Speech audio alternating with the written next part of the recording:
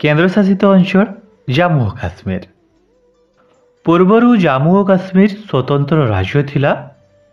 मात्र 31 अक्टोबर 2019 रे यह केन्द्रशासित अंचलर मान्यता पाइला।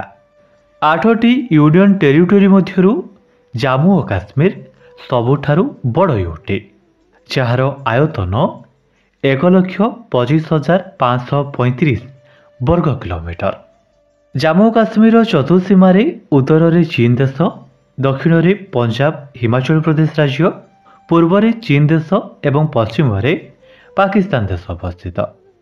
जम्मू और काश्मीर राजधानी दुईटी, सामार श्रीनगर एवं विंटर रे जम्मू।